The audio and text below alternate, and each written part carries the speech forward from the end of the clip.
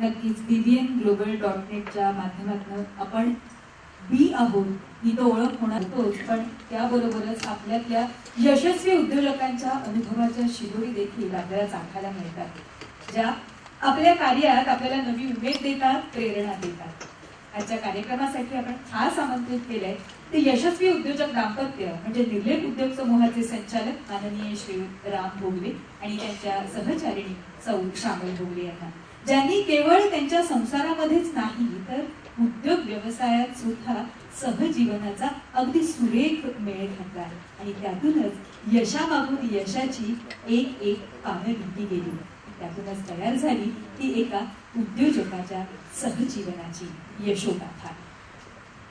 मी विनंती करते नाशिकमधील प्रख्यात गुंतवणूक सल्लागार माननीय श्री प्रमोद पुराणिक यांना की त्यांनी आजचे अध्यक्ष प्रमुख पाहुणे माननीय श्री राम भोगले यांचा परिचय द्यावा. व्यासपीठावरील मान्यवर आणि आपण सर्व जमलेले उद्योजक बंधू भगिनी, पहिलं आश्वासन मी तुम्हाला देतो की कमीत कमी शब्दामध्ये मी आजच्या प्रमुख पाहुण्यांचा परिचय करून देईन आणि प्रमुख पाहुण्यांना आश्वासन देतो, प्रमुख वक्ता श्रोत्यांना घाबरत नाही, श्रोत्यांच्या नंतर प्रश्नांना घाबरत नाही, पण तो परिचय करून देणारा फार घाबरत असतो की त्यांनी चुकीचा परिचय करून दिला तर फार पंचायत होते. आम्ही चुकीचा परिचय अजिबात करून देणार नाही. भोगले साहेब 1976 ला मेकॅनिकल इंजिनिअरिंग मध्ये ग्रॅज्युएट झाले आणि अनेक त्यांच्या ऍक्टिव्हिटी त्या अगदी थोडक्यात मला सांगायच्या आहे. As a young sportsman Ram Bhogle represented his college, university and district in cricket, tennis and badminton. कारण आपल्याला नुसता जर उद्योजक मिळाला नाही तर आपल्याला एक खेळाडू सुद्धा वेगळ्या खेळांमधला आपल्याला इथे आज प्रमुख म्हणून लाभलेले. He has won awards for acting in Marathi, 1 act, 3 act plays and debating. म्हणजे एक नट म्हणून सुद्धा आपल्याला मिळाला आहे आणि एक वक्ता सुद्धा आपल्याला मिळालेला आहे, कारण त्यांनी वादविवाद स्पर्धा गाजवलेल्या आहेत. He has interest in Indian classical music and painting. He is lead speaker and has delivered lectures all over the country and has contributed in the writing through the Marathi Daily Lok Sabha. He has participated in TV programs on industry and budget. He has been iconic figure in the Aurangabad business community and holds following positions in his varied industrial. Mr. Ram Bhogle is director of following industries: Nirlep Appliances Limited, manufacturers of non-stick cookware; Umesan Steel Fabric Private Limited, manufacturers of stainless steel fabricated machinery and plant for chemical and pharmaceutical industry; Amulet Coatings Private Limited, powder coating and painting services to auto component sector; Marathwada Auto Component Private Limited, manufacturer of suspension; Umasans Auto Component Private Limited, makers of electroplated accessories for two-wheelers, partner at Technocraft Tooling; Excel Industries Limited Mumbai. आणि आणखी महत्वाची ओळख म्हणजे की ज्यांच्या मार्गदर्शनाखाली मला 2 वर्ष महाराष्ट्र चेंबर ऑफ कॉमर्स मध्ये काम करायची संधी मिळाली. भोगले साहेब हे प्रेसिडेंट म्हणून त्यांनी कारकीर्द इतकी गाजवली की दुसऱ्या वर्षी सुद्धा त्यांची अध्यक्षपदाची कारकीर्द सगळ्या कार्यकारिणीने त्यांना परत सांगितलं की नाही, परत पुढच्या वर्षी सुद्धा तुम्ही मला अध्यक्ष आहात. आणि 2 वर्षात त्यांनी अतिशय चांगली कामगिरी चेंबर ऑफ कॉमर्सच्या माध्यमातून सुद्धा महाराष्ट्र चेंबर ऑफ कॉमर्सच्या माध्यमातून करून दाखवत. हे त्यांचं जे विविध क्षेत्रातलं काम आहे त्यामुळे त्यांना अनेक रिकग्निशन मिळाले. In recognition of his contribution to industrial development of Marathwada, he was awarded FI foundation award in 1999, Marathwada Gaurav award 2001, Marathwada Kala Vikas Mahamandal award 2004 आणि श्रीमती कुसुमताई शंकरराव चव्हाण अवॉर्ड 2004. ही भोगले साहेबांची थोडक्यात ओळख आहे. आणि आता एक 6 महिन्यापूर्वी निमामध्ये त्यांचं भाषण झालं होतं आणि मगाशी मी त्यांना सांगितलं की तुमच्या भाषणाचं एक वाक्य इतकं पक्क डोक्यात बसलं, ते वाक्य मला इथे सांगण्याचा मोह होतो. त्या ठिकाणी त्यांनी भाषण करताना असं सांगितलं, झोपडपट्टीमध्ये लोक जेवढा कचरा करत नाही त्याच्यापेक्षा जास्त कचरा सुशिक्षित माणसं करतात. आणि म्हणून कचरा बघितला कुठल्या ठिकाणचा की मला त्यांच्या त्या वाक्याची आठवण होते. आज आपल्याला अतिशय चांगले वक्ते लाभले आणि ज्या दिवशी आमच्या कार्यकारिणीमध्ये भोगले साहेबांना बोलवायचं असं जाहीर झालं आणि ताबडतोब मी सांगितलं की त्यांचा परिचय मी करून देणार आणि ही संधी हातात घेतली. मी भोगले साहेबांना विनंती करतो की त्यांनी आपल्याला मार्गदर्शन करावं.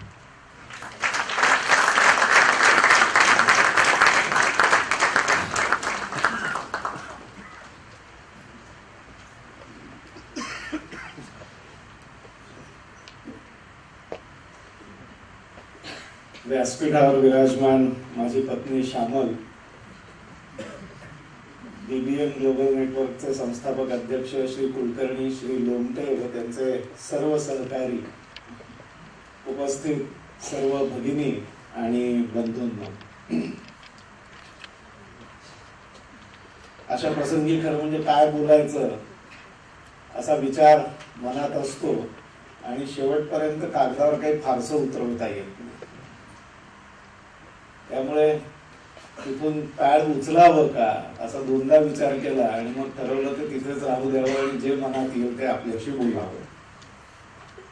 प्रथम तर मोदींच्या संकल्पनेतला भारतात स्टार्टअप इंडिया, स्टँडअप इंडिया असा नुकतंच त्याचं लॉन्च करण्याचा कार्यक्रम झाला आणि जे काही बीबीएन नेटवर्क करतंय गेली वर्ष, 1.5 वर्ष, 2 वर्ष, त्याला कुठेतरी पंतप्रधानांचा आशीर्वाद मिळाला असं मला स्वतःला वाटतं. स्टँडअप इंडिया, ब्राह्मणांना उभे राहा आणि व्यवसाय करा, माझ्या दृष्टीने मी हा अर्थ देतो.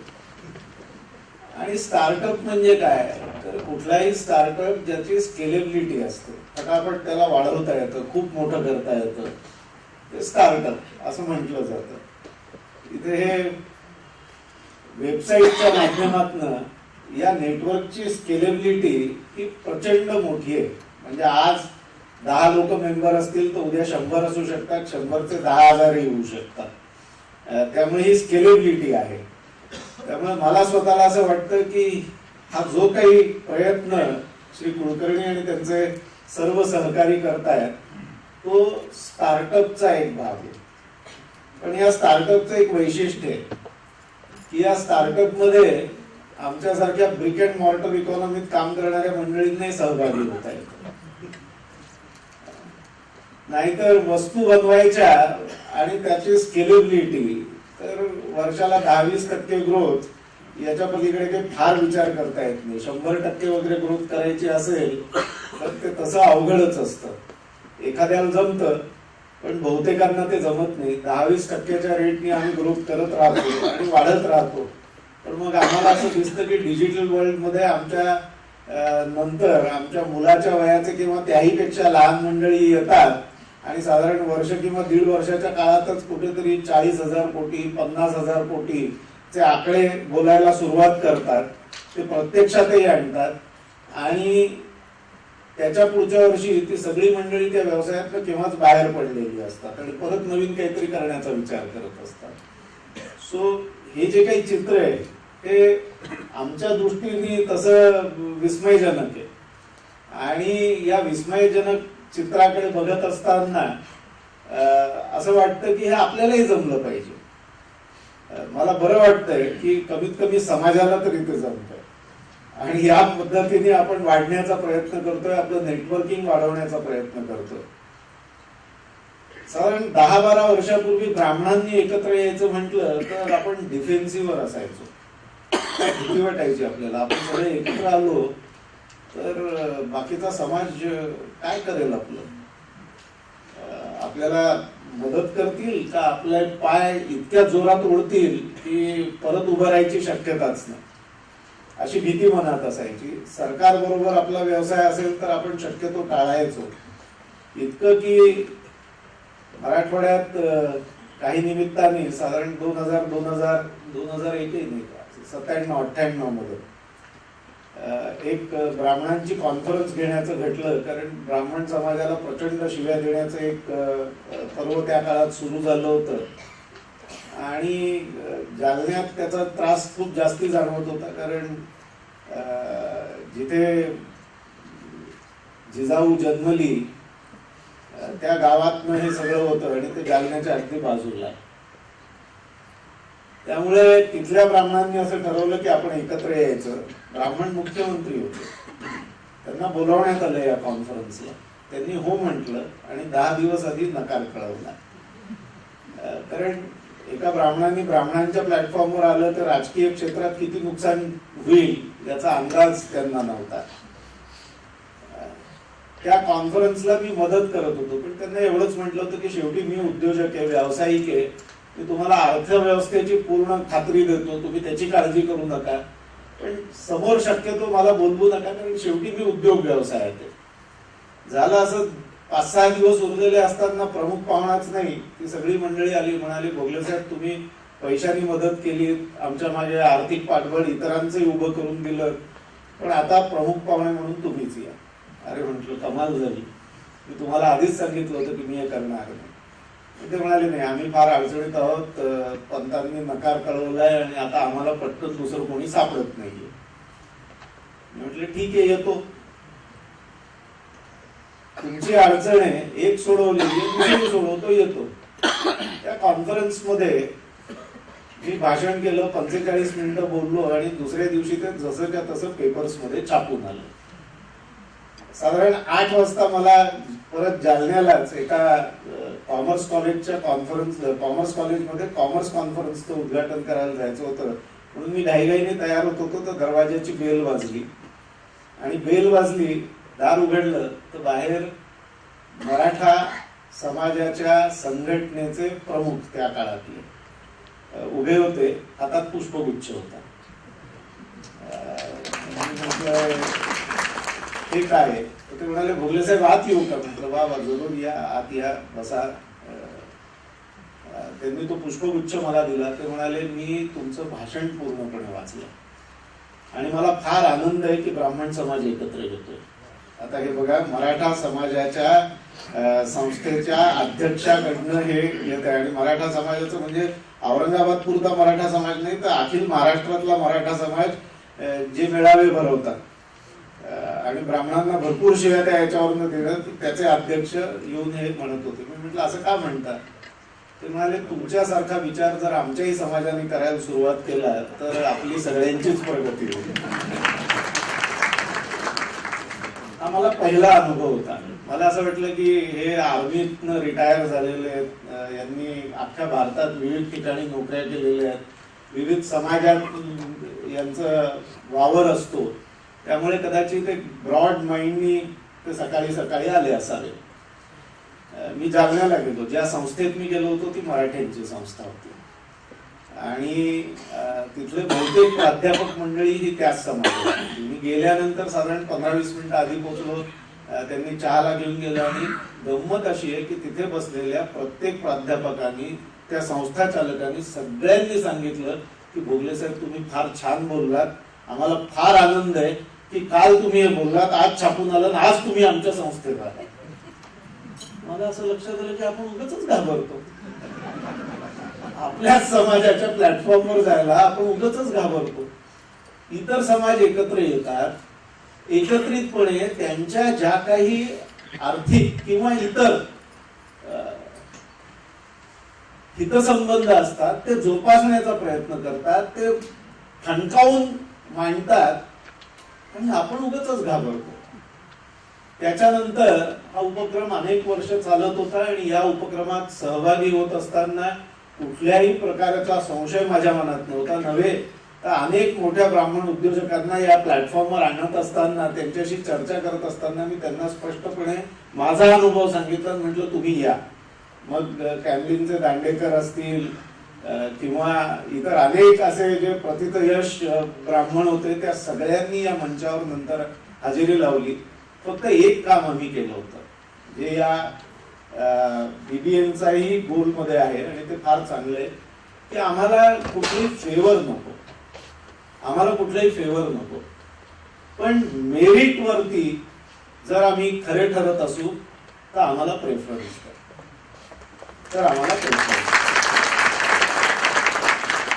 आणि या स्टँडने जर तुम्ही उभे राहिलात आणि सरकारकडे काहीच मागायला गेला नाही तर आपल्या समाजाचं भलं करण्याकरता आपण धडपडत असलो तर कोणाला काही म्हणजे का काही त्याच्या मनात किंतु असावा, आणि समजा असला तर आपण त्याचा का विचार करा, काहीच कारण नाही. त्यामुळे आपण सगळ्यांनी एकत्र येणं हे अतिशय गरजेचं आहे आणि आपण सगळ्यांनी व्यावसायिक म्हणून एकत्र येणं त्याही पेक्षा अधिक गरजेचं. समाज म्हणून तर एकत्र यायलाच पाहिजे, पण व्यावसायिक म्हणून अधिक जोमाने एकत्र यायला पाहिजे. का तर आपल्याला व्यावसायिक पूर्वपीठिका नाही, आपल्या समाजाला काही व्यवसायाची पूर्वपीठिका नाहीये आणि त्यामुळे जर आपल्या समाजातल्या कोणाला व्यवसायात उभं राहायचं असेल तर त्याला भक्कम समाजाचा पाठिंबा असणं गरजेचं आहे आणि त्यामुळे व्यावसायिक म्हणून आपण सगळ्यांनी एकत्र येणं अतिशय गरजेचं आहे. असं म्हणतात की मराठी माणसात उद्योजकतेचं फारसं बीजच नाहीये आणि ब्राह्मणांच्यात तर फारसं नाहीच आहे.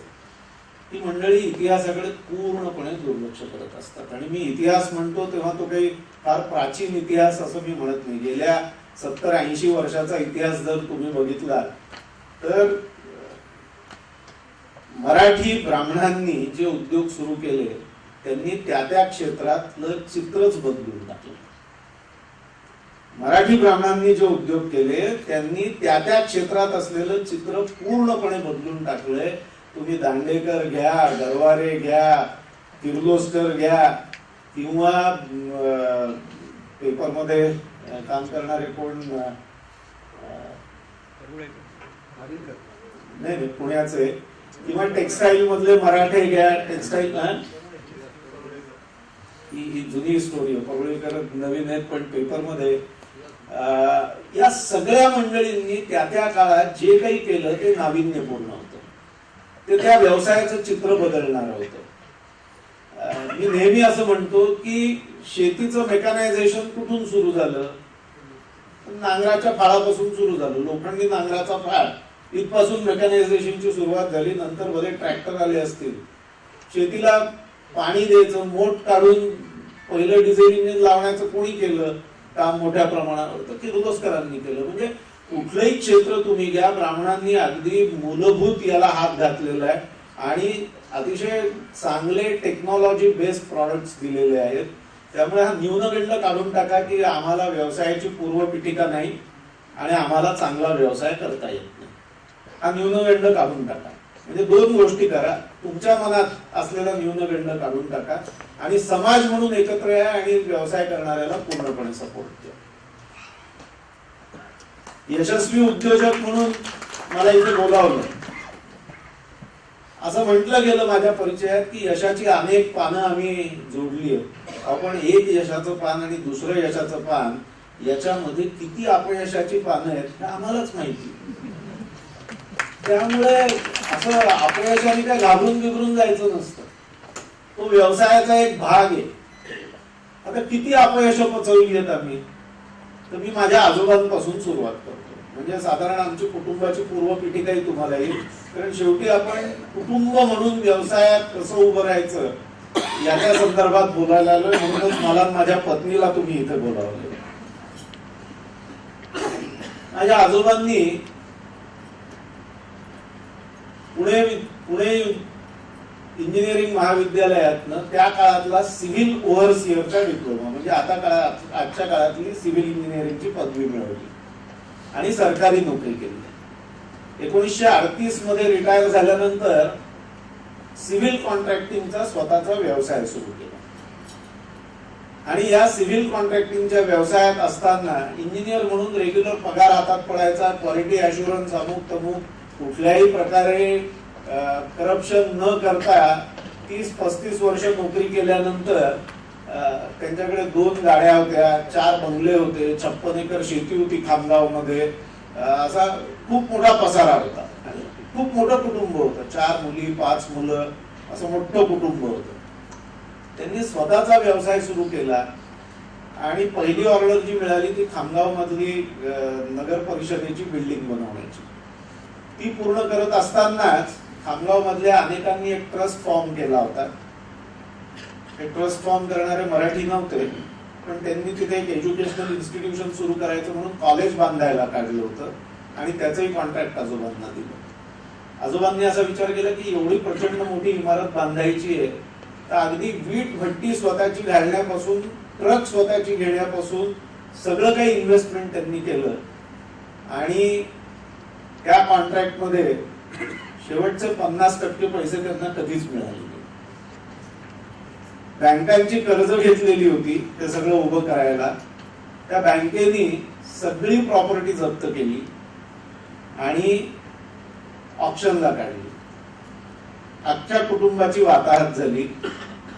आजी सांगते की खामगाव मध्ये बंगल्याच्या आजूबाजूला फिरून सिव्हिल लाईन्स मध्ये पावसाळ्यात किंवा इतर वेळेला येणारी जी काही पालेभाजी असायची ती तोडून आणायची आणि कुटुंबाचा चरितार्थ चालवण्याची धडपड करायची. आज आहे उद्या घरात खायला असेल की नाही ही शंका. त्यामुळे माझ्या वडिलांनी शेवटच्या काळात आजोबांच्या व्यवसायाच्या 3 वर्ष 3.5 वर्ष कॉलेज वगैरे सगळं सोडून दिलं आणि त्या व्यवसायात आजोबांना मदत करण्याचा प्रयत्न केला, पण शेवटी व्यवसाय बुडाला. त्यामुळे सगळे बंधू हे मधल्या काळात शिक्षण सोडून नोकरी करता मुंबईला मायग्रेट झाले. एक काका पोस्टात लागले, छोट्या काकांनी रेल्वे वर्कशॉप मध्ये कामगार म्हणून नोकरी स्वीकारली, वडिलांनी रेल्वेमध्ये असिस्टंट मोटरमनची नोकरी स्वीकारली आणि परत. पण व्यवसायात करण्याची इच्छा यांची कोणाची तरी संपली होती का? एकाची नाही. आजोबांना तर खामगाव सोडून कायगावला आमची एक जमीन शेतजमीन होती, तिथे येऊन राहावं लागलं. इन्सिडेंटली तिथे राहायला जो वाडा मिळाला तो माझे आजचे व्याही संजय दीक्षित यांच्या पणजोबांचा होता. त्या दीक्षित वाड्यात, अर्थात ते माझ्या आजीचे सख्खे मामे भाऊ होते आणि त्यामुळे त्या वाड्यात राहून शेती करणं हा व्यवसाय आजोबांनी सुरू केला. पण माझ्या वडिलांनी शिकत असताना VJTI मधनं इंजिनिअरिंगचे डिप्लोमा केले. इंजिनिअरिंगचे डिप्लोमा करून रेल्वेची नोकरी सोडून फायरस्टोन टायर मध्ये जॉईन झाले. माझे काका पोस्टात नोकरी करत होते, त्यांनी त्यांच्या 1.5 खोलीच्या घरात या सगळ्या भावंडांना सामावून घेतलं. पुणे एकेकाळी 1.5 खोलीच्या घरात आम्ही 18 का 19 जण राहत होतो. उत्तर प्रदेशच्या मंडळींना नावं ठेवतो आपण, पण आम्ही तिथे राहिलो म्हणूनच आज इथे एकत्र राहतो. त्यांनी काही पैसे वाचवले. तोपर्यंत आमच्या आत्यांची लग्न झाली होती. माझ्या वडिलांनी परत ठरवलं की व्यवसाय करायचा. माझ्या वडिलांनी परत ठरवलं की आपण व्यवसाय करायचा. काका पार्टनर म्हणून जॉईन झाले, आत्या पार्टनर म्हणून जॉईन झाली. आत्यानी तिच्या नवऱ्याकडनं पैसे घेऊन त्या व्यवसायात घातले आणि 1957 मध्ये परत एकदा नव्याने सुरुवात केली गेली. ही नव्याने सुरुवात केली, त्याच्यात एक पारशी माणूस पार्टनर म्हणून घेतला होता. 1959 मध्ये असं लक्षात आलं की या पारशी माणसाबरोबर व्यवसाय करणं अवघड आहे. त्यामुळे त्या पारशाचा व्यवसाय जो काही होता बरोबरचा तो तसाच ठेवून या सगळ्या भावंडांनी परत एकत्र येऊन एक नवीन पार्टनरशिप निर्माण केली. इकडचा धंदा तिकडे ट्रान्सफर केला, पारशाला सेटल केलं आणि परत नव्याने व्यवसाय सुरू केला. त्याचं नाव होतं उमा सन्स. आजही ते उमा सन्स जिवंत आहे. आजही आम्ही ते प्रॉफिटेबली चालवतोय. किती वर्ष झाली? 1958-59 पासून आज 2016.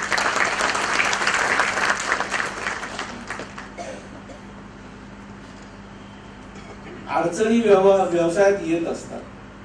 मुंबईत व्यवसाय वाढायला लागला. कुठे व्यवसाय सुरू केला होता वडिलांनी? तर आपल्याला असं वाटतं की जागा असली पाहिजे. होती ना जागा.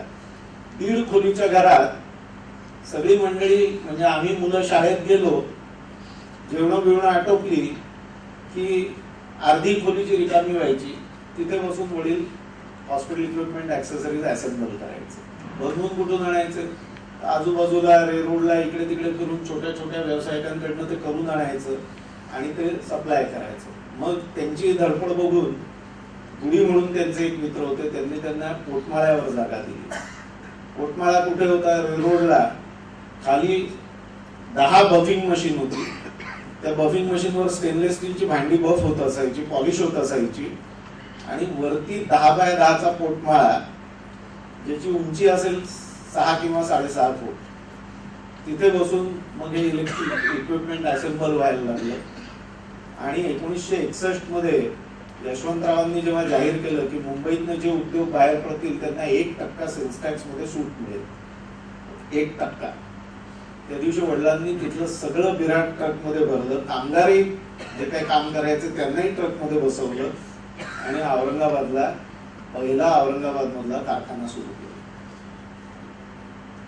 मुंबईत सगळं उपलब्ध होतं. सप्लायर जवळ होते, हार्डवेअर तिथेच मिळायचं, कस्टमर तिथेच होते. तिथून उठून औरंगाबादला आले. औरंगाबादला 10 HP चं कनेक्शन मिळवायला औरंगाबादला ऍप्लिकेशन द्यायचं, अमरावतीला पुढचे ऑफिस आणि फायनल सँक्शन नागपूर. स्टीलच्या शीट्स पासून, स्क्रू पासून, पेंट पासून प्रत्येक गोष्ट मुंबईला विकत घ्यायची, ट्रक मध्ये भरून औरंगाबादला घेऊन जायची, तिथे ते कन्वर्ट करायचं हॉस्पिटल इक्विपमेंट ऍक्सेसरीज मध्ये आणि परत मुंबईला आणायचं आणि आक्फा गेवर्ट, सिमेंट्स अशा मल्टीनॅशनल्सना ते विकायचं.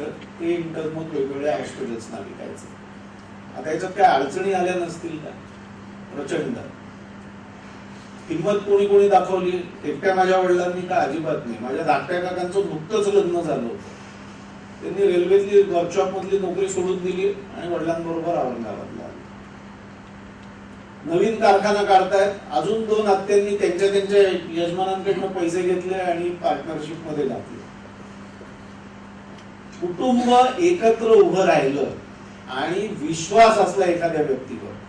आणि कुठलं कुटुंब? तर ज्यांची पूर्ण वाताहत झाली होती व्यवसायामुळे ज्यांना देशोधडी लागावं लागलं होतं. तुम्ही विचार करा, 1938 मध्ये ज्या कुटुंबाकडे खामगाव मध्ये 4 बंगले, 56 एकर शेती, 2 उलसलीच्या गॅसवर चालणाऱ्या कार्स, तशीच एक गॅसवर चालणारी ट्रक, एवढी श्रीमंती होती आणि नंतर उद्या खायला काय अशी परिस्थिती ज्या कुटुंबाची निर्माण झाली, त्या कुटुंबातल्या सगळ्यांनी परत एकत्र येऊन लग्न झालेल्या मुलींनी देखील त्यांच्या सासरी रिस्क घेऊन भावाच्या व्यवसायात पैसे घातले. असं झालं नसतं तर व्यवसाय उभाच राहिला नसता. असा सपोर्ट मिळाला नसता तर तो व्यवसाय उभाच राहू शकला नसता. त्यामुळे त्या व्यवसायाचं नाव उमासन्स. उमासन्स का? तर गोपाळ भोगल्यांनी पूर्णपणे व्यवसायाचे बाळकडू दिले, पण तो बुडतो कसा याचं. पण अडचणीच्या काळात कुटुंब एकत्र कसं ठेवायचं, खंबीरपणे कसं तोंड द्यायचं परिस्थितीला, याचे बाळकडू कोणी दिले? उमानी, म्हणजे आईनी. त्यामुळे उमेच्या मुलांनी सुरू केलेला तो व्यवसाय म्हणून उमासन्स. आजही 2 उमासन्स वेगवेगळ्या क्षेत्रात आमचे कार्यरत आहेत आणि आजही तीच भावना अजूनही आम्ही टिकवून आहोत. अजूनही टिकवून आहोत. व्यवसाय वेगवेगळे केले असतील पण भावना तीच आहे. अडचणी येत नाहीत का? व्यवसाय येतात. यश खूप मिळतो, ते यश सगळ्यांना दिसत असतं, पण अडचणी किती येतात? मी तुम्हाला आमच्या प्रवासातल्या अडचणी सांगणार आहे. यश तर तुम्हाला माहिती आहे, निर्लेप म्हटलं की माहिती आहे की सगळीकडे विकलं जातं, देशाच्या बाहेरही विकलं जातं. ऑटो कंपोनेंटचा आमचा व्यवसाय आहे. देवेंद्र बापट आमच्या एका कारखान्यात इंडिपेंडेंट डायरेक्टर म्हणून काम करतात. नाशिककरांना तोही व्यवसाय काही अपरिचित आहे असं नाही, पण मी त्या व्यवसायांविषयी बोलण्यापेक्षाही या सगळ्या व्यवसाय वाढीत किती अडचणी आल्या याच्याविषयी बोलणार. आणि या अडचणी येत असताना आमच्या कुटुंबाला काय त्रास सहन करावा लागला असेल तर त्याच्याविषयी मी काही बोलण्यापेक्षा कदाचित श्यामल बोलेल. पण प्रश्न असा आहे की यश सगळ्यांना दिसतं, अपयश फारसं कोणाला दिसत नाही. आम्ही उमासन्स सुरू केला औरंगाबादला साधारणतः 1972-73 मध्ये. औरंगाबाद मध्ये दत्ता सामंतची युनियन आली. बरेचशा मुंबईतल्या ठाण्यातल्या उद्योगांनी औरंगाबादमध्ये एक्सपान्शन केलं आणि दत्ता सामंतची युनियन आली. 72 पर्यंत एक वेगळा व्यवसाय आमच्या कुटुंबाने सुरू केलेला होता, निर्लेप. त्याचा जन्मही अडचणीतून झाला. आम्ही हॉस्पिटल इक्विपमेंट ऍक्सेसरीज बनवायचो.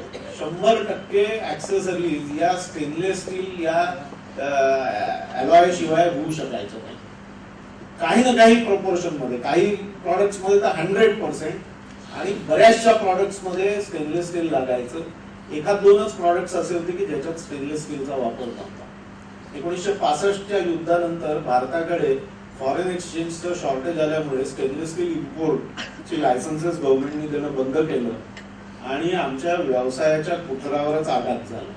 कारण भारतात स्टेनलेस स्टील मिळायचंच नाही, इम्पोर्टच करावं लागायचं. मग काय करायचं? म्हणून लोखंडावर प्लास्टिकचं आवरण देऊन काही केमिकल रेजिस्टंट करता येते का, याच्यातनं फ्लोरोइथिलीन या प्लास्टिकची माहिती झाली आणि ते इम्पोर्ट करून आमच्याकडे पोहोचेस्तोवर सरकारच्या असं लक्षात आलं की स्टेनलेस स्टील इम्पोर्ट थांबवला तर केवळ भांडी बंद होत नाही देशातली, ते देशाच्या केमिकल इंडस्ट्रीवरती आघात होतो. इतर अनेक व्यवसाय असे की जे स्टेनलेस स्टीलवर डिपेंडंट आहेत आणि या सगळ्या व्यवसायांची देशाला त्या काळात गरज होती. काय गरज होती? तर शेती क्षेत्राशी निगडीत असलेल्या केमिकल्स म्हणजे फर्टिलायझर आणि पेस्टिसाइड्स, इन्सेक्टिसाइड्सचे कारखाने त्या काळात काढण्याची आपल्याकडे मोठ्या प्रमाणावर सरकारचं धोरण होतं आणि या सगळ्याला स्टेनलेस स्टील फॅब्रिकेशन असल्याशिवाय पुढे जाताच येणं शक्य नव्हतं. त्यांच्याकरता म्हणून स्टेनलेस स्टील इम्पोर्टची पॉलिसी बदलली. त्याचा फायदा आम्हाला झाला. पण दुसरा फायदा असा झाला की मधल्या काळात बंदी असल्यामुळे आम्ही पीटीएफई आणलं होतं आणि आता या पीटीएफईचं काय करायचं? आता तुम्हाला असं वाटेल की काय तुमचा हॉस्पिटल इक्विपमेंट ऍक्सेसरीजचा व्यवसाय एस्टॅब्लिश होता तर किती पीटीएफई इम्पोर्ट केलं असेल तुम्ही? त्या काळात 18,000 रुपयाचं पीटीएफई इम्पोर्ट केलं होतं. हे 18,000 रुपये किती होते? तर आमचा अख्खा व्यवसाय त्या काळात हॉस्पिटल इक्विपमेंट ऍक्सेसरीजचा वर्षभराचा 7 लाख रुपयाचा असायचा. त्याच्यात प्रॉफिट किती असायचा? तर साधारणतः 90 ते 95,000 रुपये. आता या 95,000च्या प्रपोर्शन मध्ये 18,000 रुपये असा जर विचार कराल तर 20 ते 25% पैसे अडकलेले होते एका वर्षाच्या प्रॉफिटचे. त्यामुळे यातनं काहीतरी करायचं. त्यातनं निर्लेपचा जन्म झाला. म्हणजे एक अडचण आली, एक व्यवसाय निर्माण झाला.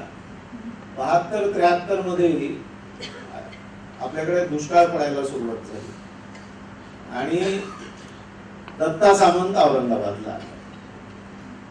दुष्काळामुळे असं झालं की अॅल्युमिनियमच्या मॅन्युफॅक्चरिंग मध्ये इलेक्ट्रिसिटी ही महत्वाचा घटक असल्यामुळे इलेक्ट्रिसिटीचं शॉर्टेज निर्माण झाल्यामुळे दुष्काळामुळे काय झालं, हायड्रो इलेक्ट्रिक याचे प्लांट्स बंद पडले.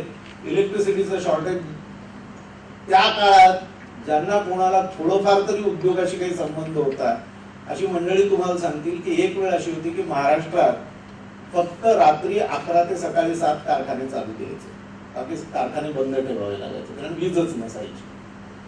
पॉवर कट असायचा, 50% पॉवर कट असायचा. या परिस्थितीत अॅल्युमिनियमचा सप्लाय रेग्युलेट केला गव्हर्नमेंटनी, कारण अॅल्युमिनियमला प्रचंड इलेक्ट्रिसिटी लागते आणि तो सगळा डायव्हर्ट केला इलेक्ट्रिकल कंडक्टर्स आणि याच्याकडे. आमच्या नॉनस्टिक कुकवेअरचं रॉ मटेरियल होतं अॅल्युमिनियम. मुळे त्याच्या मिळण्यावरच अडचणी निर्माण झाल्या आणि हॉस्पिटल इक्विपमेंट ऍक्सेसरीजच्या कारखान्यात दत्ता सामंतची युनियन लागली.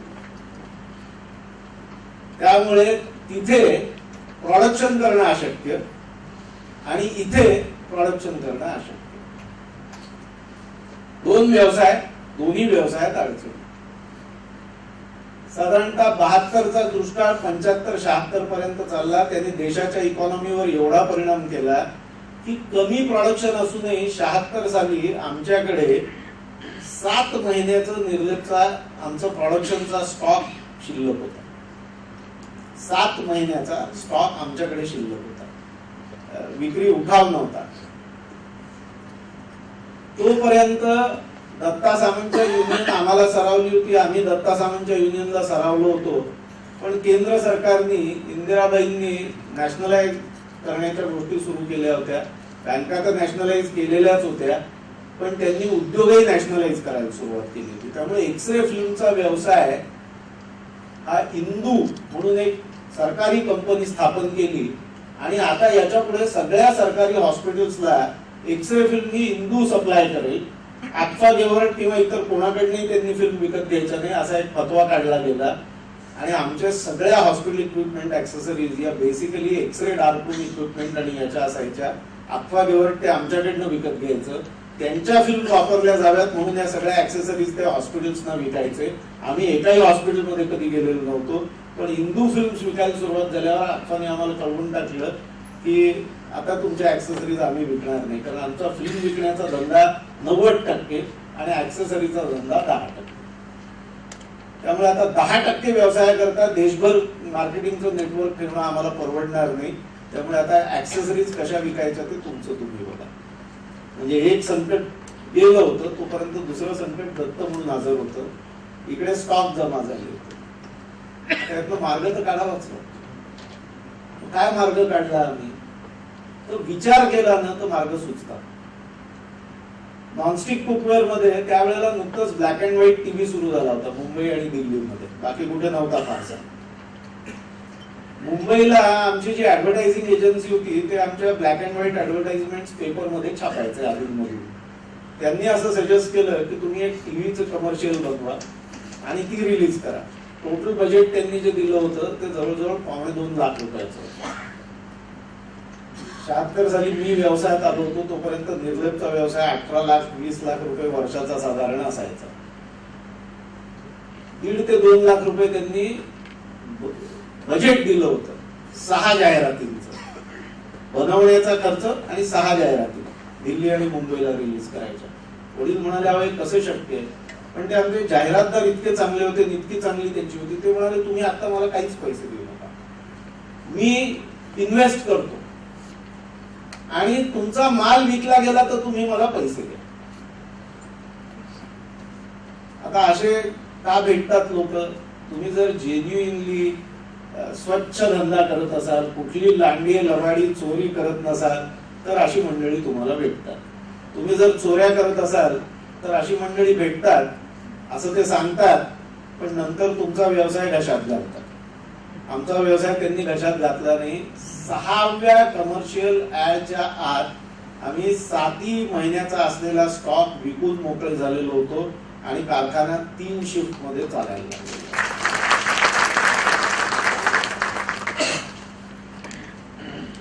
तोपर्यंत औरंगाबादला एक HMTचं डेअरी मशिनरी बनवणारं युनिट आलं होतं आणि त्यांना मोठ्या प्रमाणावर डेअरी मशिनरी करता स्टेनलेस स्टील फॅब्रिकेशन लागायचं.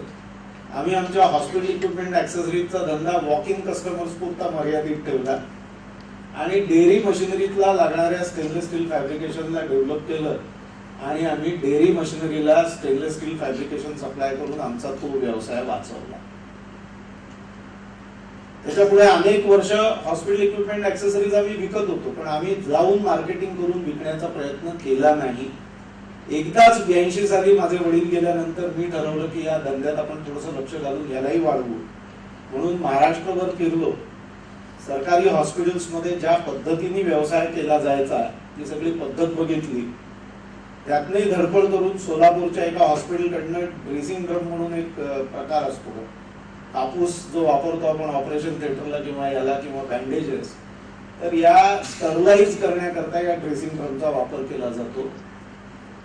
तो आम्ही बनवायचो प्युअर स्टेनलेस स्टील मधनं, इम्पोर्टेड स्टेनलेस स्टील मधनं आणि विकायचो. मी ऑर्डर आणली होती सोलापूरच्या हॉस्पिटलकडनं 1250 रुपये पर ड्रेसिंग ड्रम. आमची विक्री किंमत होती 250 रुपये. आमची विक्री किंमत होती 250 रुपये. ऑर्डर मिळाली होती 1250 रुपये. किती ड्रेसिंग ड्रमची ऑर्डर होती? जवळजवळ 20. कारण मेडिकल कॉलेजला पाहिजे होते तिथल्या सोलापूरच्या, त्यामुळे 20 ड्रेसिंग ड्रमची ऑर्डर होती.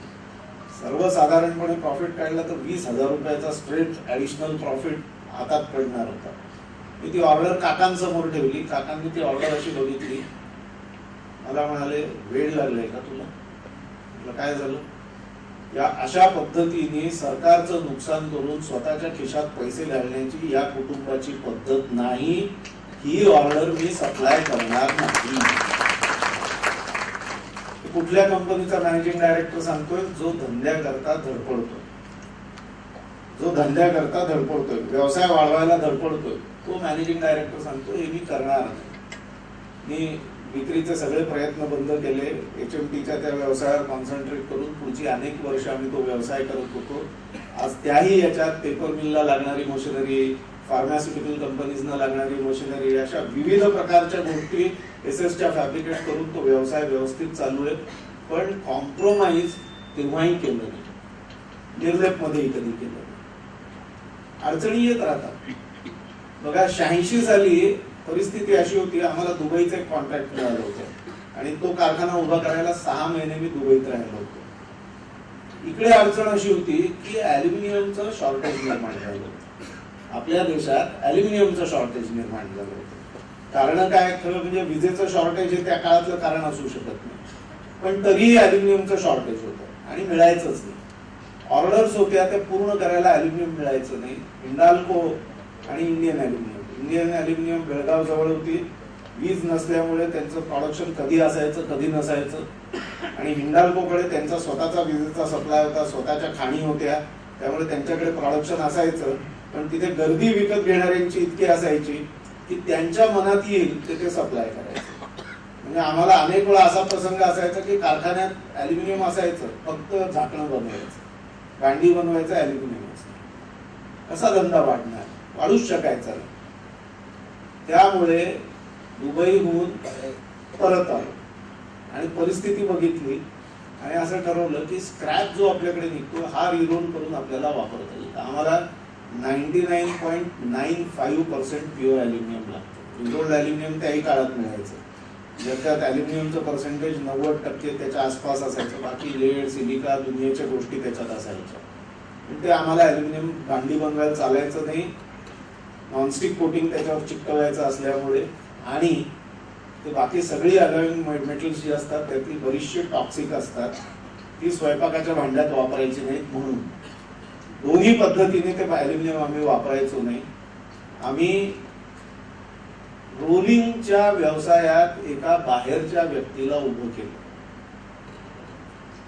त्याला असं म्हटलं की हिंडाल्को मला ज्या किमतीला ऍल्युमिनियम देतं त्याच्यापेक्षा 1 रुपया टनामागे म्हणजे किलो मागे मी तुला जास्ती देतो, पण तू हा माझा स्क्रॅप घे, मेल्ट कर आणि मेल्ट करून मला ऍल्युमिनियम बनवून दे. तो म्हणाला अरे मी स्टील रोलर आहे, मी काय ऍल्युमिनियम कधी केलं नाही. म्हटलं तू शिक, आम्ही शिकतो, त्या शिकण्याचा 1 रुपया मी तुला जास्ती देतो, पण तू हे कर. साधारण 6 महिन्यात त्यांनी योग्य अशा पद्धतीचं ऍल्युमिनियम आम्हाला डेव्हलप करून दिलं. त्यांनी स्टीलचं रोलिंग बंद केलं, कारण त्यावेळेला स्टील रोलिंग मध्ये मार्जिनचं शिल्लक राहिली नव्हती. तोही मायग्रेट झाला, त्यांनी ते करून दिलं. बघा त्याचा परिणाम असा झाला की 1986 ते 1996 ऍल्युमिनियमचा सप्लाय आम्हाला हवा तेव्हा असा असल्यामुळे आमचा व्यवसाय साधारणतः 2-2.5 कोटीवरून 20 कोटीवर गेला या 10 वर्षात. Purely because right raw material was available at right time. पण गंमत आहे ना की असं काही फार दिवस टिकत नसतं. म्हणजे आपल्याला असं वाटतं एक सोल्युशन आपण काढलं की आता ते आपल्याला आयुष्यभर आपल्याला पुरणार आहे. बघा 85-86 मध्ये स्टील मध्ये मार्जिन नसल्यामुळे धडपडत असणाऱ्या एकाला 1 रुपया जास्तीचा देऊन त्याच्याकडनं ऍल्युमिनियम रोलिंग आम्ही शिकलो, तोही शिकला. असं असताना 90 पर्यंत आमच्या असं लक्षात आलं की हा केवळ आम्हालाच ऍल्युमिनियम देत नाही, आमच्या सगळ्या कॉम्पिटिटर्सने सप्लाय करतो. म्हणजे टेक्नॉलॉजी मिळवण्याकरताची धडपड आम्ही, त्याचे पैसे आम्ही मोजलेले. आणि आता हा मार्केट रेटनी म्हणजे 1 रुपया जास्ती घेऊन नाही तर मार्केटच्या रेटनी आमच्या कॉम्पिटिटर्सना ऍल्युमिनियम सप्लाय करतो. म्हणजे आमची जशी ग्रोथ होते तशी त्यांची ग्रोथ होते. आम्ही असं ठरवलं की हे असं फार काळ चालणार नाही, अजून याच्यात काही बदल करण्याची गरज आहे, पण ते आता करायचं तर आपण स्वतःच करायचं. त्यामुळे आम्ही ऍल्युमिनियम रोलिंग मिल्स 1991-92 नंतर स्वतःच्या स्थापन केल्या आणि त्यातनं मग पुढची ग्रोथ आम्ही मिळवली. पण संधी निर्माण होते. म्हणजे मी नेहमी असं म्हणतो की अडचणीतनं संधी निर्माण होते. आम्ही जी किंमत मोजली त्यातनं आम्हाला एक व्यवसाय निर्माण करता आला आणि या व्यवसायात एक पार्टनर घेतला होता. त्याच्याबरोबर अनेक वर्ष काम केलं. 91-92 मध्ये बजाज फॅमिलीशी ओळख झाली. त्यांनी कारखाना बघितला, मधुर बजाजनी कारखाना बघितल्यावर ते म्हणाले, यार ये तुम बर्तन को अंदर बाहर से रंग लगाते हो तो हमारे स्कूटर का जो चक्का रहता है वो वैसे ही रहता ना बर्तन के जैसा, तो इसको भी अंदर बाहर से रंग लगाते थे. त्यांना म्हटलं, अहो ते माझं काम नाहीये मधुरजी, मी कोणाचं नोकरी आयुष्यात केली नाही आणि तुमच्याकडे म्हटलं वेंडर नोकरच असतो म्हटलं प्रॅक्टिकली, कशाला मला म्हटलं मी चांगला माझा ब्रँड विकतोय, तुम्ही कशाला, मी पागल हो गया क्या. बजाज फॅमिली आहे. मी त्यांना असं म्हटलं की तुमची माझी मैत्री आहे, मैत्री ते कशाला व्यवसायाची भांडण, खास ब्राह्मणी विचार.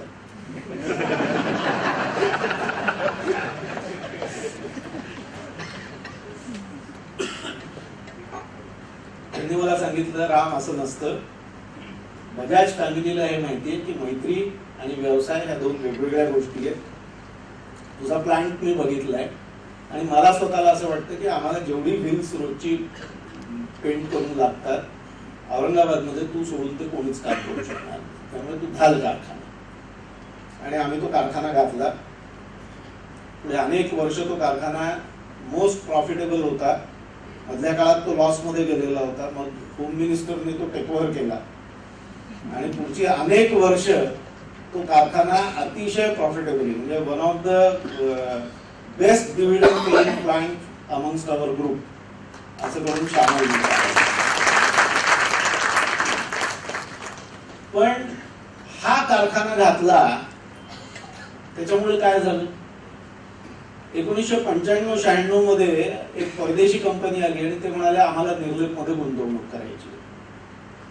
आम्ही 7-8 महिने या कंपनी बरोबर निगोशिएट केल्यानंतर आमच्या असं लक्षात आलं की हे प्रॅक्टिकली कंपनी त्यांना विकून टाकण्यासाठी, आपण यातनं बाहेर पडू. निर्लेप ब्रँडचं भवितव्य काय, निगोसिएशन्स मध्ये क्लिअरली लक्षात आलं की यांचा इंटरनॅशनल ब्रँड इथे प्रमोट करणार, Nirlep brand they will not promote. तोपर्यंत समोर एक उदाहरण होतं, थम्सअप विकलं गेलं होतं आणि थम्सअप डी प्रमोट करून कोका कोला प्रमोट करण्याचे फार मोठ्या प्रमाणावरती प्रयत्न चालू होते आणि इतरही अनेक अशी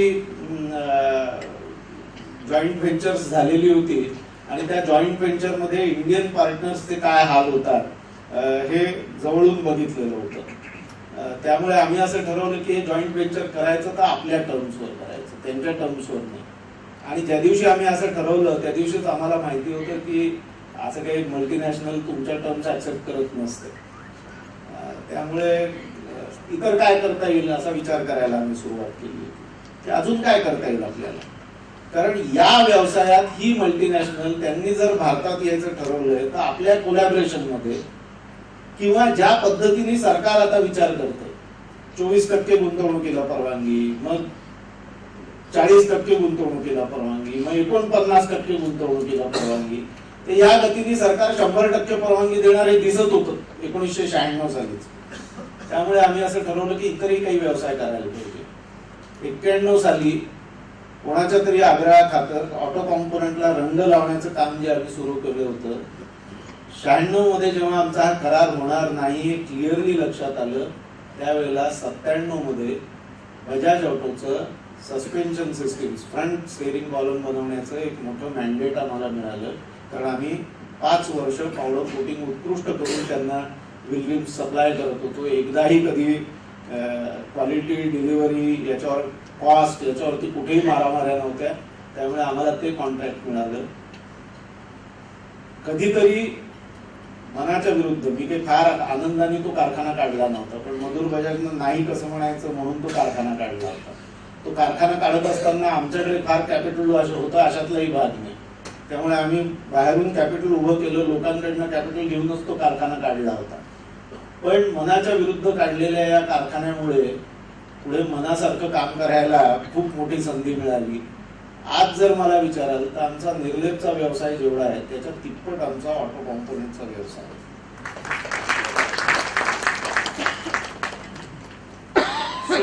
अडचणी येतात त्या तुम्हाला त्रासही देतात. कधी रॉ मटेरियल मिळत नाही, कधी कामगारांचे प्रश्न निर्माण होतात, अशा वेगवेगळ्या गोष्टी होतात. तुम्ही याला तोंड केव्हा देऊ शकता, जेव्हा तुमचं कुटुंब भक्कमपणे तुमच्या पाठीशी उभं आहे. अतिशय भक्कमपणे तुमच्या पाठीशी उभं आहे. किती भक्कमपणे पाठीशी उभं राहू शकतं? ऑटो कॉम्पोनंट मध्ये इन्व्हेस्टमेंट करायची ज्या वेळेला आम्ही डिसिजन घेतलं त्यावेळेला निर्लेपचं एक्सपान्शन करणं गरजेचं आहे आम्हाला माहिती होतं. कारण मल्टीनॅशनल्स येणार असतील तर त्यांना फेस करण्याकरता तशी टेक्नॉलॉजी, तो साईज अगदी तेवढा नाही तरी काहीतरी साईज वाढवणं गरजेचं आहे.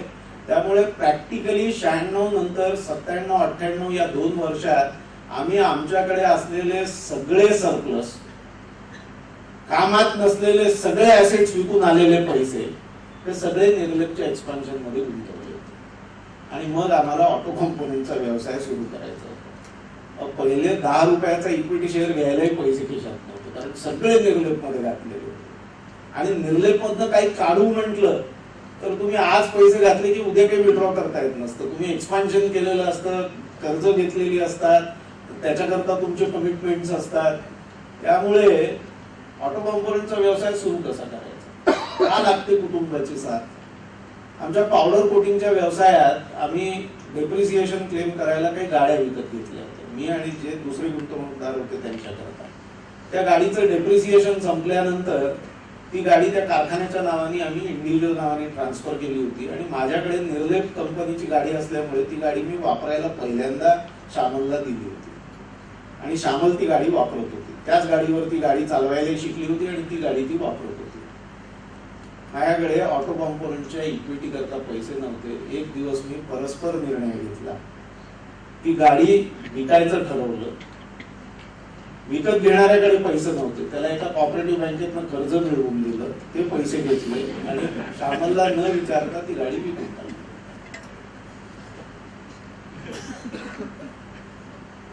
विकली गाडी न विचारता. मला नाही आठवत मी परमिशन घेतली. गाडी विकली गेली आणि ती दारासमोर गेल्यानंतर श्यामलला कळलं की अरे ही गाडी गेली आपली. नाराज होती, 2-3 दिवस नाराज होती. एकदा बोलूनही दाखवलं, मला विचारलं का, पण त्याच्या पलीकडे कुठलाही निषेध नव्हता. नवीन कारखान्याच्या याच्याकरता लागेल ते सॅक्रिफाईस करण्याची गरज होती.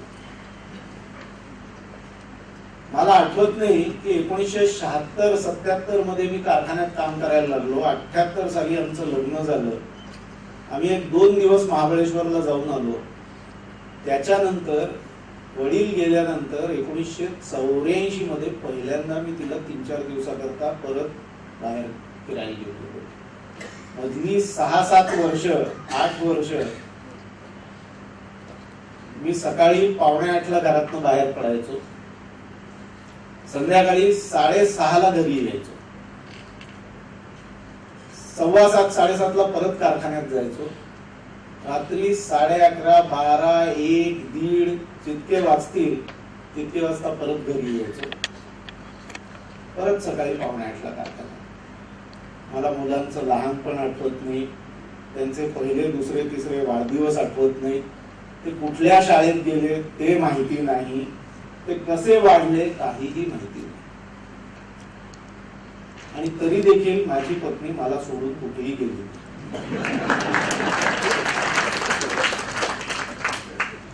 मोठं घर असलं म्हणजे अनंत अडचणी असतात. माझी आई अतिशय कडक होती स्वभावाने. माझी खात्री आहे की सुनेचं सासूचं काही फार पटत असेल अशातला भाग नाही. कुठे ना कुठेतरी संघर्ष असतीलच. पण असं म्हणतात की नवरा असा ओढला जातो आई आणि बायकोमध्ये. आम्ही नसायचोच, त्यामुळे आम्हाला कळायचंच नाही. तिचे संघर्ष तिथेच होते आणि त्याच्यावरची काढलेली सोल्युशन्सही तिचेच होते. मुलांना कुठल्या शाळेत घालायचं ते बाय अँड लार्ज निर्णय तिचेच होते. त्यांना कपडे काय विकत घ्यायचे, खेळणी काय विकत घ्यायची, हे सगळं तीच ठरवायची. माझा सहभाग शून्य होता, शून्य. आणि असा शून्य सहभाग कधीपर्यंत होता तर एक चॅलेंज संपलं की दुसरं चॅलेंज उभं असायचं. कधीतरी रोलिंग मिलचा धंदा सुरू करायचा असायचा, कधीतरी पॉवर कोटिंगचे प्लॅन्ट उभे करायचे असायचे, कधीतरी ऑटो कॉम्पोनंटच्या नवीन व्यवसायात पदार्पण करायचं असायचं. त्यामुळे कधीतरी मार्केटिंग मध्ये काही चॅलेंजेस असायचे, त्यामुळे आम्ही भारतभर फिरत असायचो. मोबाईलही नव्हते, ट्रंकॉल लावता यायचे नाही, आणि ट्रंकॉल लावला तर त्याचा फार खर्च होतो, तो परवडेल की नाही अशी भीती असायची. त्यामुळे 15-15 दिवस बायकोशी बोलणंही नसायचं भारतात फिरत असताना. मी नेमका कुठे आहे, माझ्या दौऱ्याचा काही कार्यक्रम आहे का, मी पाटण्याला जाणार आहे, तिथून दिल्लीला जाणार आहे, तिथून अजून कुठे राजस्थान मध्ये जाणार आहे, मला नाही आठवत की असा काही कार्यक्रम करून मी माझ्या बायकोच्या हातात दिला होता. 15-15 दिवस तिला माहिती नसायचं की आपला नवरा कुठे आहे आणि काय करतो. मोबाईल नसल्यामुळे कॉन्टॅक्टही नसायचं, आणि इलेक्ट्रॉनिक एक्सचेंजेस आल्यानंतर तरी कॉल करणं किंवा फोन करणं सोपं झालं. पण आम्ही ज्या काळात असं वेड्यासारखं फिरायचो त्या काळात असं काही नव्हतंही, आणि सवयच नसल्यामुळे ते आल्यानंतरही काही फार कधी फोन केले असं आठवत नाही. त्यामुळे कुटुंबावर व्यवसाय करत असताना प्रचंड अन्याय करावा लागतो. कुटुंबाला जर तो अन्याय वाटायला लागला तर व्यवसाय करणं अवघड. त्यामुळे कुटुंब कसं तुमच्या बरोबर असतं याच्यावरती व्यवसाय करता येतो की नाही हे ठरतं. पैशाची मारामारी, जे व्यवसायात आहेत ना ते सांगतील. मी आता अनुभवातनं सांगतो तुम्हाला की असं वाटतं की फायदा झालाय. तर मला माझा मुलगा व्यवसायात आल्यानंतर तो म्हणे, बाबा एवढा फायदा झालाय, कुठे आहेत ते पैसे? अरे म्हटलं, मी गेली 30 वर्ष काम करतोय, मला दिसलेलं नाही कुठे आहेत ते पैसे. आणि गंमत आहे, व्यवसाय तुम्ही वाढवत असाल ना तर तुमचा व्यवसाय हा तुमच्यापेक्षा मोठा पार्टनर असतो तुमचा. तुम्ही जर 10 रुपये घरी न्यायचं ठरवलेलं असेल तर व्यवसायाला 40 रुपये उतारे लागतात. म्हणजे मिळालेल्या 50 रुपयापैकी 40 रुपये जर व्यवसायात घातले, 10 रुपये तुम्ही नेणार असाल तर जमतं. आणि मग फॅमिली बिझनेस मध्ये जर तो जॉईंट फॅमिली बिझनेस असेल तर या 10 रुपयातही वाटे असतात. म्हणजे प्रत्यक्ष तुमच्या हातात कदाचित त्यातले 2 रुपयेच पडू शकतात, पण 2 रुपयेच मिळाले आणि 24 तास तुम्ही त्याला गुंतलेले असता. मला जेव्हा खर्च करायचे त्यावेळेला माझ्याकडे पैसे नसतात, असं एकदाही मी कधी ऐकलं, एकदाही कधी ऐकलं. हा म्हणायची, काय करता हो तुम्ही, किती कमवता, काय चाललेलं असतं तुमचं, पण माझ्याकडे पैसे नाही तसं नाही, तुम्ही मला सांगत. पण आमच्याकडे एक अलिखित नियम होता, वडिलांनी घालून दिलेला होता, की आमच्याकडे आमच्या व्यवसायातल्या अडचणी विषयी आम्ही घरी कधीच चर्चा करायचो. त्याचं कारण असं होतं की आम्ही तर रोज सकाळ संध्याकाळ नवीन संकटांचा सामना करत असतो, त्याच्यातली जी काही टेन्शन्स असतात ती असतात. पण एकदा ऑफिस मधनं बाहेर पडलं आणि गाडीत बसलं, मग ते संध्याकाळी 6ला असो की रात्री 1ला, व्यवसायाचा विचार स्विच ऑफ आणि शांतपणे घरी जाऊन झोपण्याचा विचार स्विच ऑफ. बायकोशी बोलणं वगैरे काही शक्यच नसायचं. रात्री 1 वाजता बायकोला उठवलं तर ती म्हणाली की तुम्हाला काम धंदे नसतात, तिथे मी दिवसभर कष्ट करते, असले 1 वाजता उठून गप्पा मारायचा विचार करतात.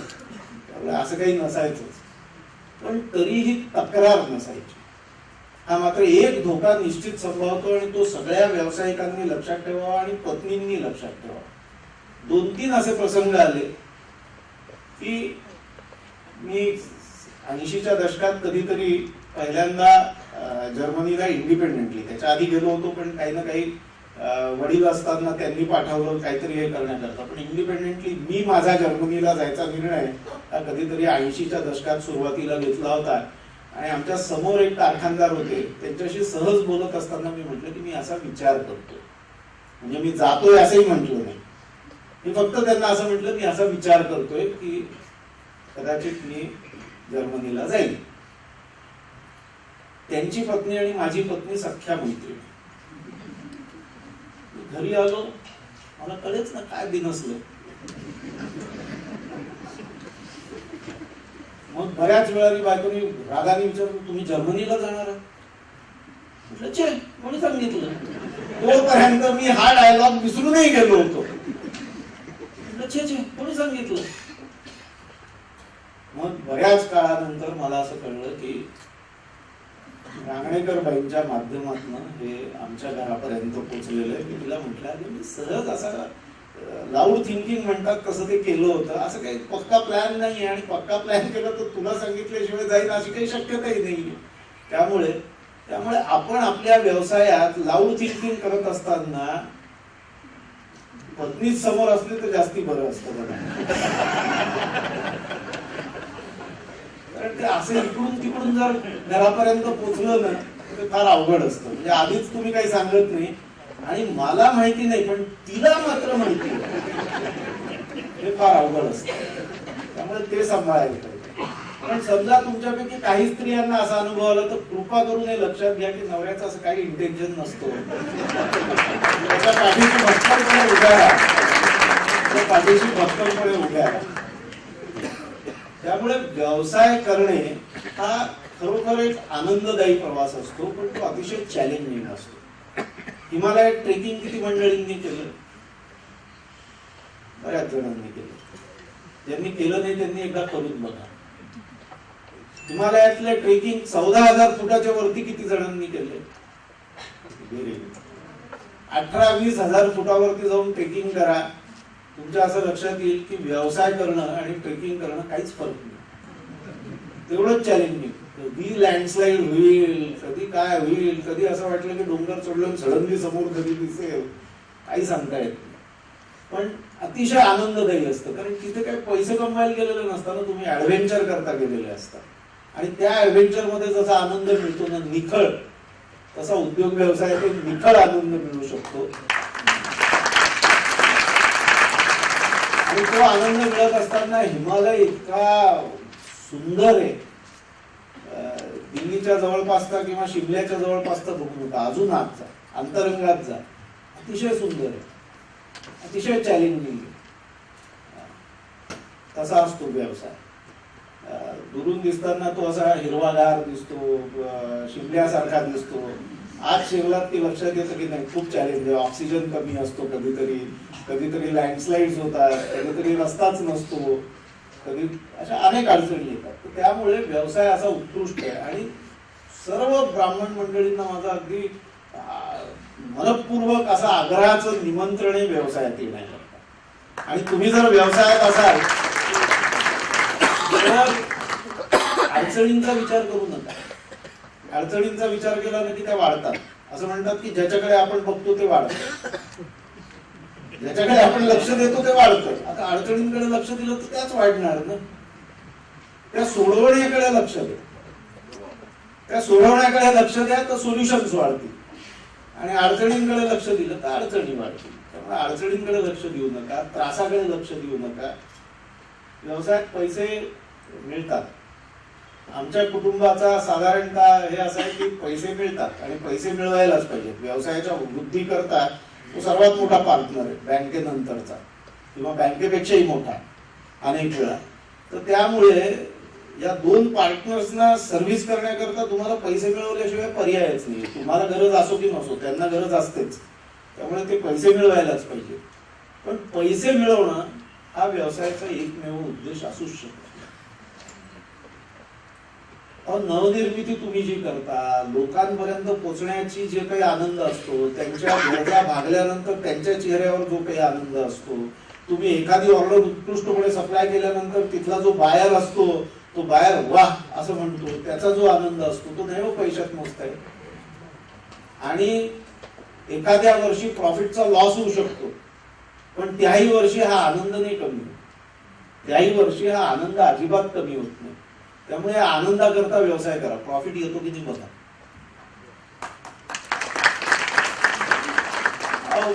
पुरुषांना माहिती आहे कॉलेजमध्ये ज्या मुलीच्या मागे लागलात ती कधीच हाती नाही सापडत. आणि लक्ष्मी आहे त्यामुळे तिच्या मागे लागलात तर ती तुमच्या हाती सापडेल याची काही शाश्वती नाही. ज्यांनी प्रेमविवाह केलेत माझ्यासारखे त्यांना पक्क माहिती की थोडं दुर्लक्ष केलं की पटकन जुळतं.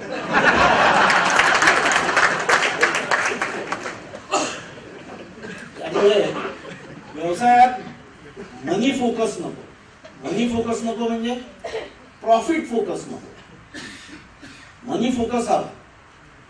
पैशाचा योग्य वापर होईल, तो योग्य ठिकाणी वापरला जाईल, योग्य कारणाकरताच वापरला जाईल आणि योग्य कारणाकरताच ग्राहकाकडनं घेतला जाईल, या सगळ्याचा विचार हवा. पण त्याचा मी काय वापर करणार आहे असा विचार करण्यापेक्षा माझ्या व्यवसायाला याचा काय उपयोग होणार आहे याचा विचार जर तुम्ही करत राहिला तर तुमच्या सगळ्या गरजा पुरून उरेल एवढा पैसा व्यवसायातनं मिळू शकतो, जो नोकरीतनं मिळेलच याची शाश्वती नाही. आता लोक म्हणतात की व्यवसायात फार अप्स अँड डाऊन्स असतात, रोलर कोस्टर राईड असते, नोकरीत नसते का? तुमच्यापैकी किती जणांनी नोकरी केली आहे? बॉस तुम्हाला रोलर कोस्टरवर बसवत नाही? अगदी बसवतो, सकाळ दुपार संध्याकाळ वेगवेगळ्या रोलर कोस्टरवर बसवतो. कसली गॅरंटी आहे नोकरीत? काही गॅरंटी नाही. आणि अगदी गॅरंटी आहे असं म्हणता म्हणता कंपनीच बंद पडली तर काय होईल? काही गॅरंटी नाही. त्यामुळे नोकरीत फार गॅरंटी आहे आणि व्यवसायात फार म्हणजे वातावरण असेल की काहीच नक्की नाहीये तिथे, असं अजिबात नाहीये. तुमचं जर नक्की असेल व्यवसाय करायचा आहे तर व्यवसायात सगळं काही नक्की असतं. तुमचं नक्की असलं पाहिजे तुम्हाला व्यवसाय करायचा आहे. मला नोकरी जमत नाहीये म्हणून व्यवसाय नका करू, मग नाही जमत व्यवसाय. पण मला व्यवसाय आवडतोय म्हणून नोकरी करायची नाहीये. तुम्हाला व्यवसाय 100% जमेल, कुटुंबासकट जमेल. कुटुंबाला विश्वासात घेण्याची गरज खूप असते. आम्ही कदाचित ते केलं नाही. त्या काळात इंटरनेट नव्हतं, त्या काळात माहितीचे इतके स्रोत नव्हते, त्यामुळे आमच्या कुटुंबापर्यंत फारशी माहिती पोहोचत नव्हती. पण आता तसं नाहीये. आता कुटुंबापर्यंत माहिती पोहोचते, त्यामुळे त्यांना विश्वासात घेऊन जर आपण व्यवसाय केला हा व्यवसाय नक्की होतो. पण कुटुंबाला विश्वासात घेत असताना कुटुंबाने विश्वास ठेवला पाहिजे, हे तितकंच महत्वाचं. धन्यवाद.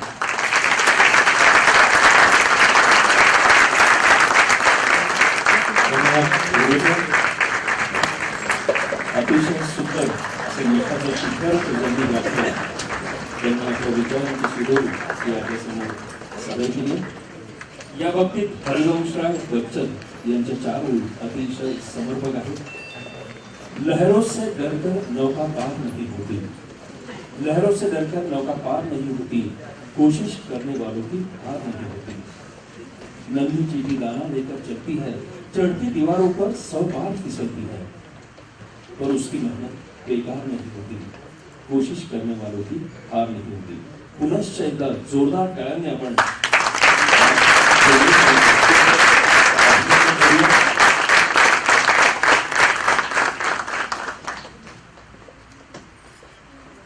आता थोड्याच वेळात माननीय सौ श्यामलताई भोगले आपल्याशी संवाद साधणार आहेत. पण त्या अगोदर एक निवेदन आपल्याला करावं असं वाटतं की श्री बसव भोगले यांना जर काही आपल्याला प्रश्न विचारायचे असतील तर आपल्याला नोटपॅड दिलेला आहे, त्या नोटपॅडवर आपला प्रश्न लिहा. आमचे कार्यकर्ते आहेत त्यांच्याजवळ द्या, ते आपले प्रश्न दोघांपर्यंत पोहोचवतील आणि त्याची उत्तरं आपल्याला इथेच या सभागृहात मिळतील. धन्यवाद. आणि आता यानंतर मधुरा खंडेकर यांना मी विनंती करते की त्यांनी माननीय श्यामलताई भोगले यांचा परिचय करून द्यावा.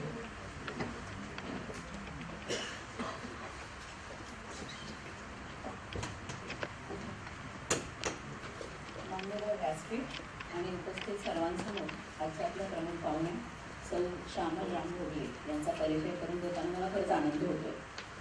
आजच्या श्यामल राम भोगले या पूर्वाश्रमीच्या श्यामल जोडगे यांचे वडील लायब्ररियन आणि आई मुख्याध्यापिका. मध्यमवर्गीय कोणती व्यावसायिक पार्श्वभूमी नसलेला परंतु उच्च जीवनमूल्य सांभाळणारा असा हा परिवार श्यामलताईंना लागला. श्यामलताईंनी संस्कृतमध्ये MA केले, त्याचबरोबर होम सायन्सही केलंय आणि विशेष म्हणजे संगीतामध्ये विशारदही केले.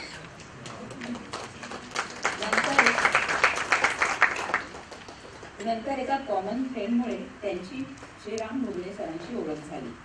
या ओळखीचे रूपांतर प्रेमात होऊन 78 साली त्या सौ श्यामल राम भोगले झाल्या. घरातील उद्योजकीय वातावरणामुळे उद्योगात लक्ष घालावे अशी अंतरंगात प्रेरणा जरी असली तरी कुटुंबाच्या आणि मुख्यत्वे मुलांच्या संगोपनाकडे त्यांनी प्राधान्याने लक्ष दिलं. म्हणूनच आज मुलगा सौरभ हा उच्च शिक्षण घेऊन व्यवसायात महत्त्वाच्या जबाबदाऱ्या सांभाळत आहे आणि मुलगी योगिनी डॉक्टर असून आपल्या नाशिकमध्येच प्रॅक्टिस करीत आहे. मुले मोठी झाल्यावर घरच्या उद्योगात श्यामलताईंनी पूर्णपणे लक्ष घातलं. 1998 पासून सुरुवात करत त्यांनी कंपनीत स्वतःचे स्थान निर्माण केलं.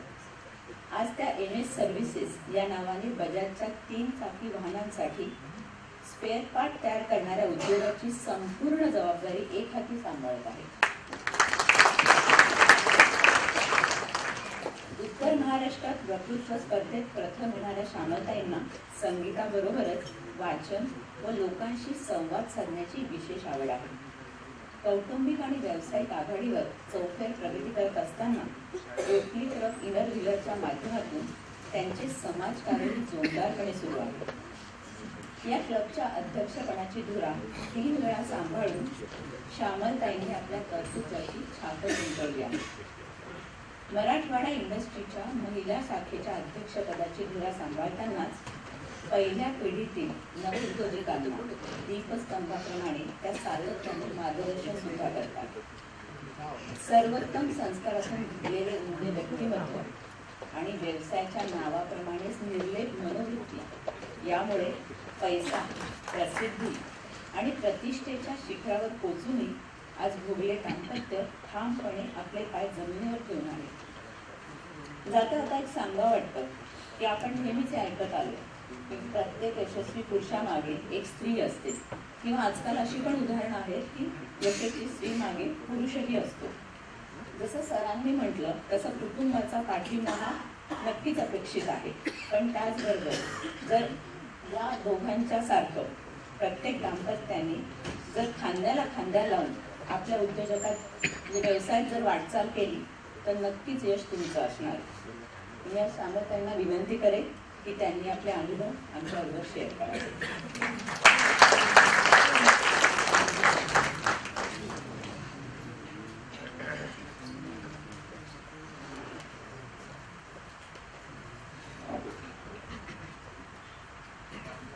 व्यासपीठावरील मान्यवर, माझ्यासमोर उपस्थित सगळे श्रोतेगण आणि विशेष करून मधुराताई, इतका सुरेख परिचय करून दिला की मला सुद्धा आश्चर्य वाटलं आणि आनंदही झाला की अरे आपला परिचय इतका छान होऊ शकतो. सकाळी जेव्हा कुलकर्णी साहेब आणि इतर आले होते तोपर्यंत मला असं वाटत होतं की हे आपण टाळू. यांना घरी सांगितलं होतं की मी फक्त कार्यक्रमाचा आनंद घ्यायला येईन तुमच्याबरोबर आणि तुमचं भाषण, बाकीच्यांची भाषणं आणि कार्यक्रम कसा छानपणे चाललेला आहे ते खाली बसून शांतपणे मी बघणार आहे. मला काही तुम्ही वरती यायचा आग्रह करू नका. परंतु सकाळी मला कुलकर्णी साहेबांनी म्हटलं की तो आग्रह टाळता येईना, नाही म्हणता येईना. असं वाटलं की आपण 2 शब्द बोलायला काही हरकत नाही आणि त्यांच्या विनंतीचा अवमान करू नये आपण, म्हणून मी या ठिकाणी आज आपल्या समोर उभी आहे.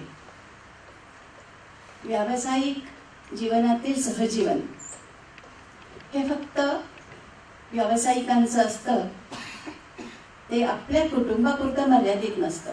चौकोनी कुटुंबापुरतं सहजीवन मर्यादित नसतं, तर आपले सगळे नातेवाईक, आपल्या अवतीभोवती राहणारे आपले सुहृद, आपले कामगार, आपला स्टाफ आणि आपल्या आयुष्यात येणारे इतर सगळ्या व्यक्ती ह्यांच्या बरोबरची वाटचाल म्हणजे हे सहजीवनाचं एक अंग असतं.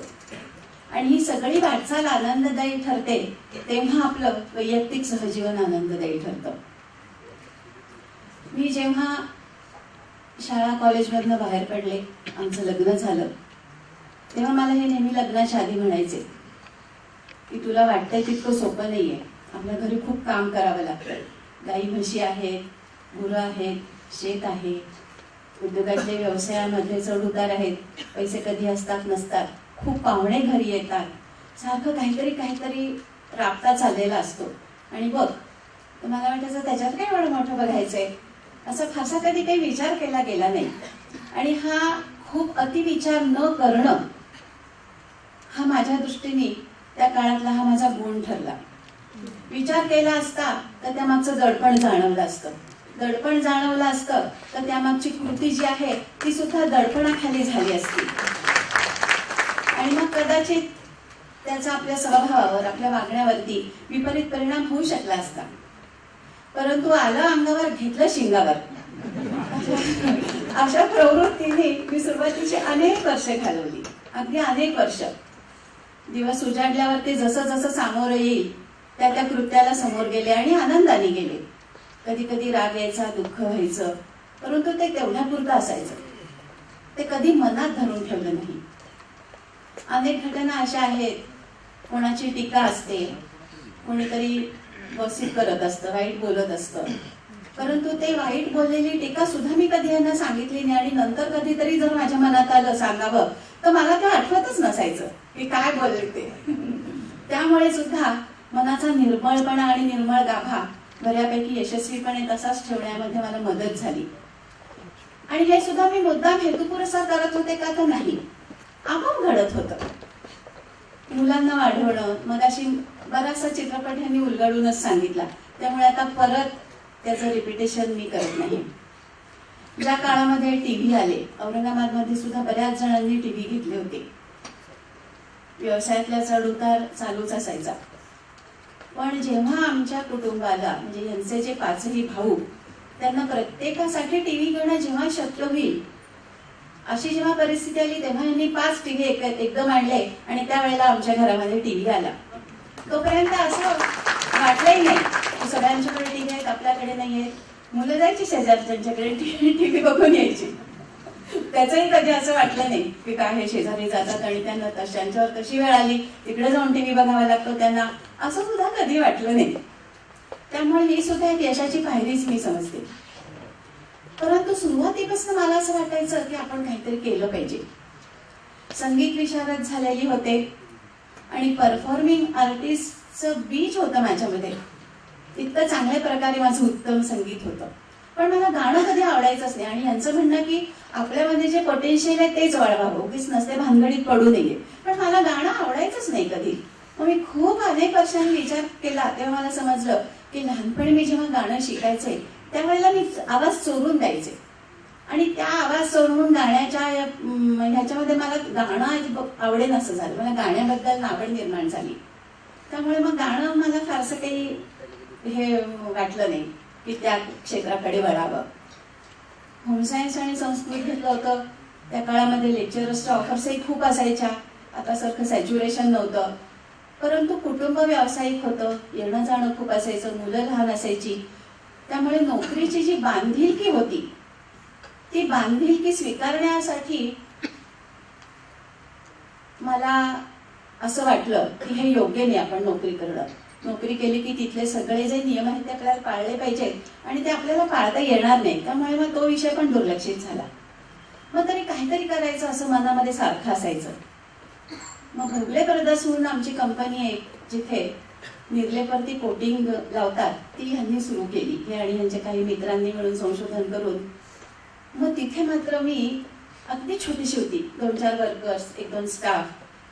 तिथे मी जायला लागले 98 साली. तिथे जाऊन तिथलं ऍडमिनिस्ट्रेशन बघायची, त्याच्यातनं बरंच शिकायला मिळायचं.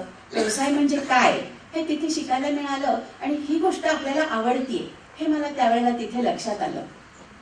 भोगले ब्रदर्समध्ये काम करत असतानाच यांनी मगाशी सांगितलं की पावडर कोटिंगचा जो आमचा व्यवसाय आहे बजाजवर पहिल्यांदा सुरू झालेला, तिथे जो MD आणि CEO होता त्यांनी राजीनामा दिला. कारण खूप तिथे लॉस होत होता आणि अनेक अजून काही कारण असतील ती मला माहिती नव्हती. आणि असं कळलं की तिथे आता कोणी नाहीये. तर मग मी म्हणले यांना जर विचारलं मी येऊ का, तर इंडस्ट्रियल एरियामध्ये आणि हे सगळं मेल डॉमिनेटेड आहे, तिथे काही बायकांचं फारसं काही आता आहे पण त्या काळात तर नव्हतंच. मग मी यांना न विचारताच जायला लागले कारखान्यामध्ये. सुरुवातीला सांगितलंच नाही. आमचा CA आहे जोशी म्हणून, फक्त त्याच्याशी बोलले की म्हणजे विवेक मला असं वाटतंय करू करे, जा की म्हणे त्याच्यात काय झालंय. मग एक असा कुठला तरी सपोर्ट आपल्याला हवा असतो तो मिळाला आणि मग मी जायला लागले. मग तिथे गेल्यावरती पण मला लक्षात यायला लागले की आपल्याला हे आवडतंय, हे लॉसेस आहेत ते कसे कमी करायचे. कामगारांबरोबरचं इंटरॅक्शन माझं खूप चांगलं असायचं. त्यांना गुटखा खायची, दारू प्यायची व्यसनं होती. मीटिंग्स घेऊन ते बऱ्यापैकी बंद केलं. त्यांच्या भावनिकेला हात घातला. त्यांच्या मुलं आणि बायको त्यांना त्यांच्या डोळ्यासमोर उभं केलं की तुम्ही इथे पैसे खर्च करताय, त्याच्याऐवजी मुलांच्या शिक्षणावरती, त्यांच्या फळांवरती, अन्नधान्यावरती केलं तर जास्ती नाही का चांगलं होणार. अशा प्रकारे खूप लोकांची व्यसनं बंद केली तिथे. मग त्याचा पण खूप आनंद मिळायचा. असं करता करता आता जो मी सध्या व्यवसाय करते, बजाज 3 व्हीलरचं व्हील असेंबली करते. तो आमच्या यांच्या एका कारखान्याचा सबसिडियरी व्यवसाय आहे. आणखीन पावडर कोटिंगचा व्यवसाय बंद झाल्यावरती मी तो व्यवसाय बघायला सुरुवात केली आणि त्या व्यवसायात सुद्धा मला पुरेपूर आनंद मिळतो.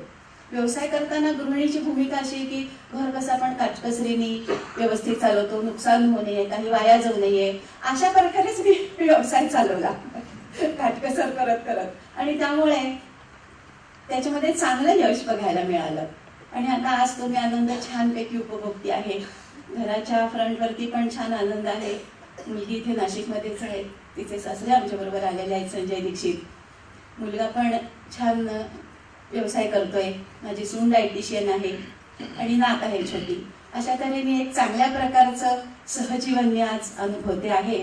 आणि या ठिकाणी तुम्ही येऊन मला ते सगळं पुन्हा मनातलं व्यक्त करायची संधी दिली, त्याबद्दल कुलकर्णी साहेबांचे मी आभार मानते, आपल्या सगळ्यांचे आभार मानते आणि रजा घेते.